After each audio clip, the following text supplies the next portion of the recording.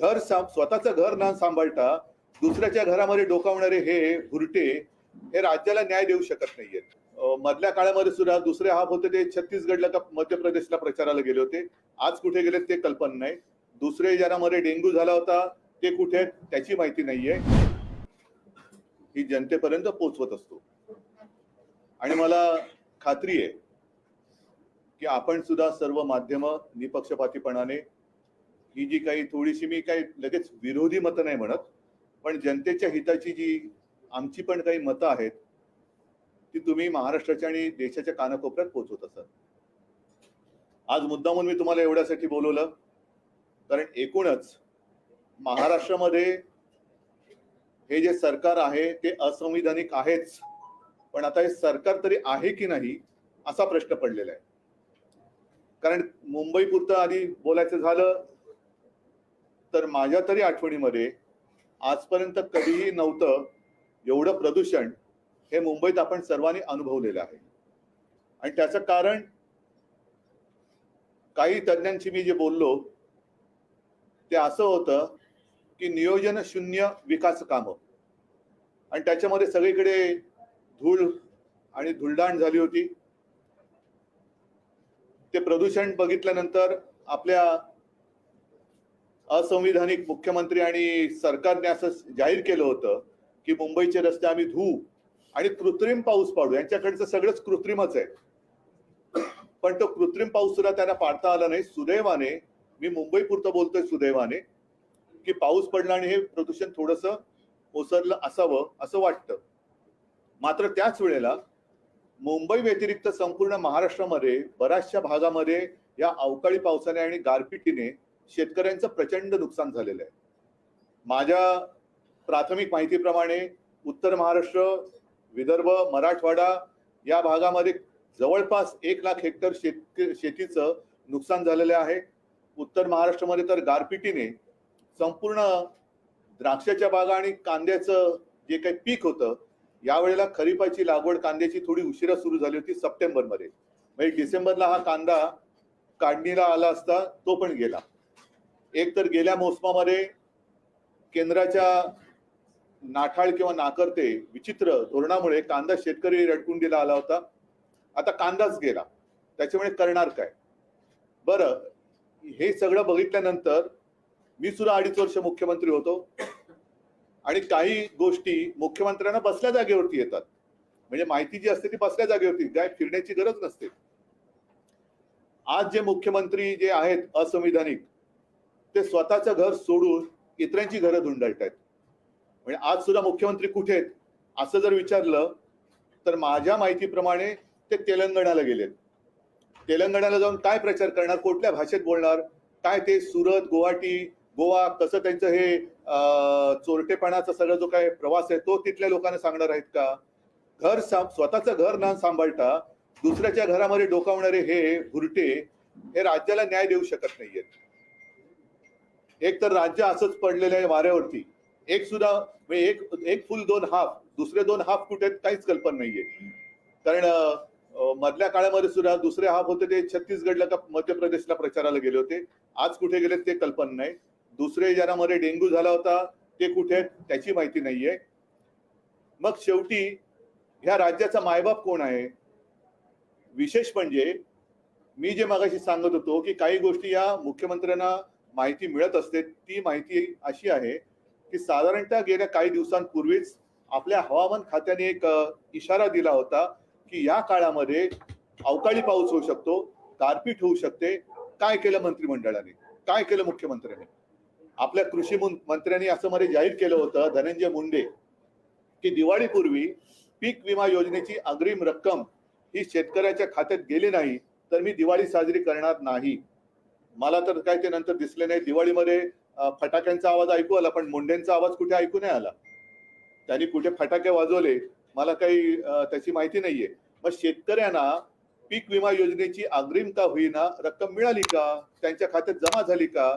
मिळाली असेल तर किती मिळाली, किती जणांना मिळाली? आणि जी काही माहिती आहे ते काही जणांची तर थट्टा झालेली आहे. 20-20 रुपयाचे चेक सुद्धा मिळालेले आहेत. मग कारभार कुठे?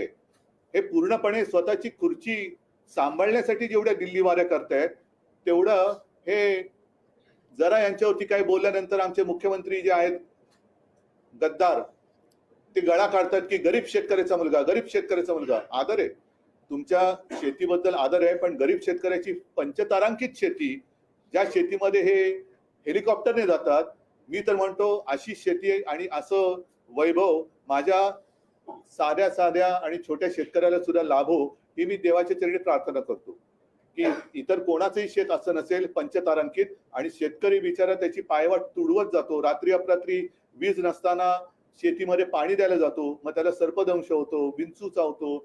असं असं या पंचतारांकित शेतीमध्ये होत नाही, पण तिकडे जाऊन गळा काढतात. मग ह्या शेतकऱ्याच्या पुत्राने पंचतारांकित शेतीमधनं या शेतकऱ्यांची चिंता का ते वाहत नाही आहेत? आणि हे जे रेवडीबाज आहेत भाजपवाले, इतर राज्यांमध्ये निवडणुका असताना रेवडी उडवत आहेत. आम्ही तुम्हाला आम्ही ती इलेक्शन कमिशन कडे विचारणा केली, त्याचं उत्तर यायचंय की रामलल्लाचं दर्शन, ह्याचं दर्शन, त्याचं दर्शन. अहो, तुमचं दर्शन शेतकऱ्याला कधी देणार? तुम्ही जे काय तिथे रेवड्या उडवतायत, 400 रुपयात गॅस सिलेंडर, इतक्या रुपयात हे देणार, तितक्या रुपयात ते देणार. मग महाराष्ट्राने काय तुमचं पाप केलेलं आहे? महाराष्ट्रामध्ये निवडणुका आल्यानंतर तुमच्या तिजोरीची दारं उघडल्यासारखी दाखवणार, पण तोपर्यंत माझ्या महाराष्ट्रातल्या शेतकऱ्याचं आणि इथून एकूण महाराष्ट्राचं जे काय संपूर्ण वाट लागणार आहे त्याची जबाबदारी तुम्ही घेणार आहात की नाही? आणि मध्ये मला खरंच एक प्रश्न मला पण पडला, मला वाटतं त्या प्रियांकानी विचारला की आपले प्रधानमंत्री क्रिकेटच्या फायनलला जातात पण मणिपूरमध्ये जात नाहीत. मग तोच प्रश्न माझा असा आहे की आमचे मुख्यमंत्री आहेत, पंतप्रधान आहेत, गृहमंत्री आहेत, त्यांना सगळ्यांना बाकीच्यांवरती दमदाट्या करायला वेळ आहे, इतर राज्यात प्रचार करायला वेळ आहे, इतर राज्यात रेवडी उडवायला वेळ आहे, पण माझ्या महाराष्ट्रातल्या शेतकऱ्याच्या पाठीवरती हात फिरवायला ते कधी येणार? हा एक प्रश्न आहे.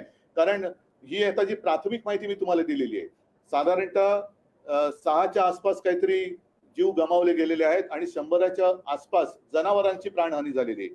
यांचं काय करणार? आणि सगळ्यात महत्वाचा विषय की मुख्यमंत्री स्वतःचं घर सोडून घरोदारी फिरतायत. सरकार आपल्या दारी, यार पण कोणाच्या दारी जाताय तुम्ही? तिकडे दुसऱ्या राज्यात जात आहेत, त्या राज्याला काय मुख्यमंत्री नाही? स्वतः पंतप्रधान तिकडे विश्वगुरु आल्यानंतर हे तिकडे जाऊन काय आणखीन दिवे लावणार आहेत? तुम्ही स्वतःचं राज्य, स्वतःचं घर का नाही सांभाळत? या शेतकऱ्यांना तुम्ही कधी मदत देणार आहात? आणि भाजपला सुद्धा माझा प्रश्न आहे की तुम्ही इतर राज्यांमध्ये जे काय सगळं मुक्तपणाने थापा मारतायत, त्या थापा आता आवरा. आणि महाराष्ट्रामध्ये आज निवडणूक नाहीये, पण निवडणुकीची आम्ही वाट बघतो आहोत, संपूर्ण महाराष्ट्रात वाट बघतोय. तेव्हा मात्र तुमचं जे काय हे कुभांड आहे, हे कुभांड फोडल्याशिवाय महाराष्ट्र राहणार नाही. तुम्ही लवकरात लवकर तुमचं ट्रिपल इंजिन असेल, आणखीन किती इंजिन लावायची ते तुमची तुम्ही बघा, पण त्या इंजिनातून थापांचे धूर न सोडता भरघोस मदत आजच्या घडीला जी गरज आहे ती माझ्या राज्यातल्या शेतकऱ्याला करा. आणि ताबडतोबेने मी तर म्हणेन आजच्या आज कॅबिनेटची बैठक घेऊन या सगळ्या परिस्थितीचा आढावा घेऊन ताबडतोब तुम्ही मदतीची नुसती घोषणा नाही तर मदत करायला जाहीर करा, मदत करायला सुरुवात करा. मधल्या काळामध्ये आपल्याला सर्वांना कल्पना आहे की पीक विमा ज्या काही देणाऱ्या कंपन्या आहेत त्या कंपन्यांवरती शिवसेनेने आंदोलन केलं. जर काही परिस्थिती सुधारली नाही तर मी तमाम शिवसैनिकांना सांगतो आणि शेतकऱ्यांना सुद्धा आवाहन करतोय, मी आपल्याला भेटीला येईनच. हे तर आता काय झालेलं आहे की थोडीशी नेहमी घडणारी घटना आहे की असं दुष्काळ आहे, त्याच्यात अवकाळी आहे. आम्ही मध्ये गेलो होतो दुष्काळग्रस्तांची त्यांना एक दिलासा देण्यासाठी. आम्ही जातो, दिलासा देतो, विधान भवनामध्ये विधान सभेच्या विधिमंडळामध्ये प्रश्न मांडतो, मोर्चे काढतो, पण सरकार ढिम्म राहतं. आता हे सरकार बदलण्याची वेळ आलेली आहे. मी सर्व शिवसैनिकांना सांगतो की जिथे जिथे शेतकऱ्यांचं शेतीचं नुकसान झालेलं आहे त्यांच्या बांधावरती जा, त्यांना दिलासा द्या आणि त्यांच्यासह तिथल्या जिल्हाधिकारी कार्यालयावरती जाऊन जिल्हाधिकाऱ्यांना जा विचारा की तुमच्याकडे नक्की सूचना आल्यात तरी काय, पंचनामे जे पूर्वीचे राहिलेत आत्ताचे पंचनामे कधी करणार?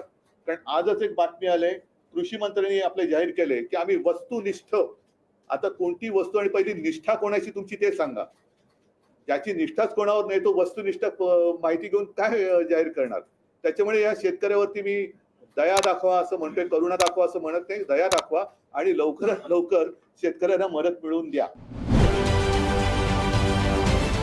राजकारणातील प्रत्येक अचूक बातमीचे सर्वात आधी अपडेट्स मिळवण्यासाठी सरकारनामाच्या सर्व सोशल मीडिया प्लॅटफॉर्मला लाईक, फॉलो आणि सबस्क्राईब करा. तसंच सर्व नोटिफिकेशनसाठी बेल आयकॉन प्रेस करायला विसरू नका.